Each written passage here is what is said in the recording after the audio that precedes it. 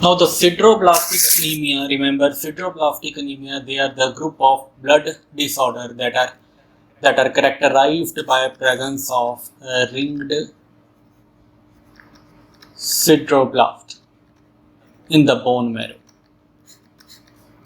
So remember sideroblastic anemia, these are the nucleoid erythroid precursors with the iron loaded mitochondria arranged in a ring around the nucleus.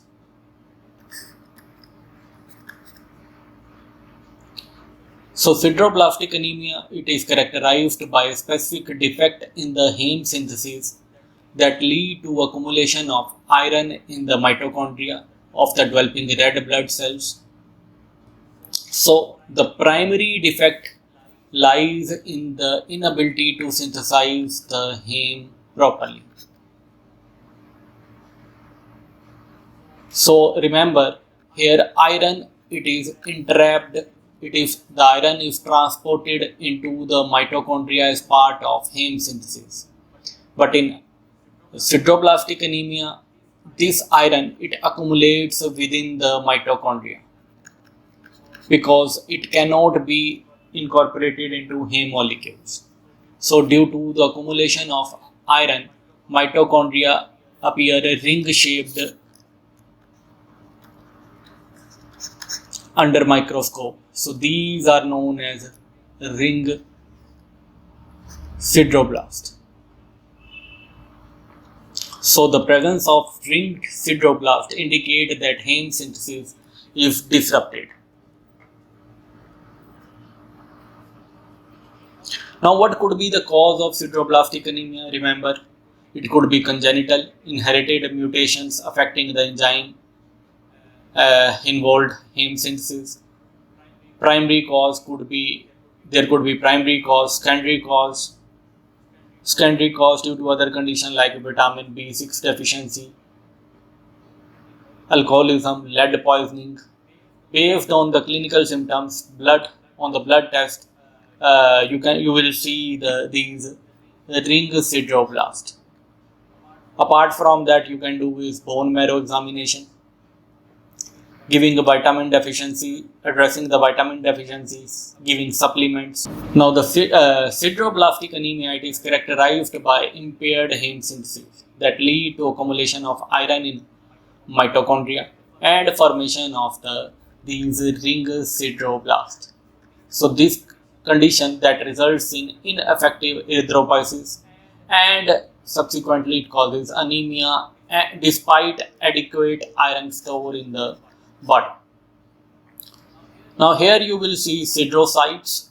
So these are the siderocytes. These are mature red blood cells containing granules of non-heme iron. So these will stain with the Prussian blue and we term them as Pappenheim bodies. Now the sideroblasts, these are known as, these are siderocytes. Siderocytes, they are rare in normal peripheral blood, but they can appear after the splenectomy. The sideroblast, remember sideroblast, they are the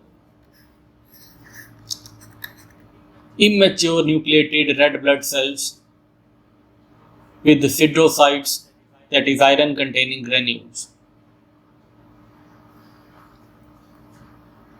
There can be normal sideroblast or abnormal sideroblast, or there could be ringed sideroblast having large granules forming a ring around the nucleus due to these iron granules with iron granules. So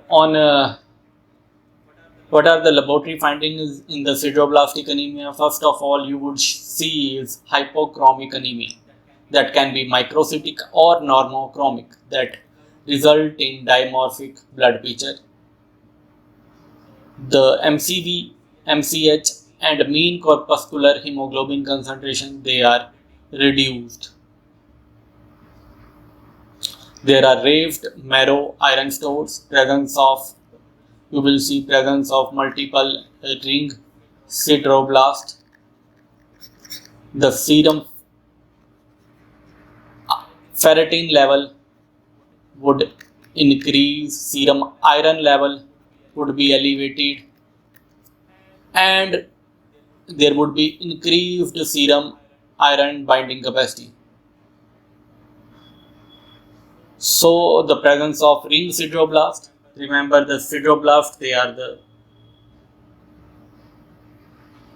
are the erythroblast, immature blood cells precursor that are seen in bone marrow with iron loaded mitochondria that you would see under Prussian blue staining. So the iron appears as ring around the nucleus. So you would see a dimorphic blood picture indicative of microcytic hypochromic cells that indicates iron deficiency, or you can see macrocytic cells which can occur due to the ineffective erythropoiesis.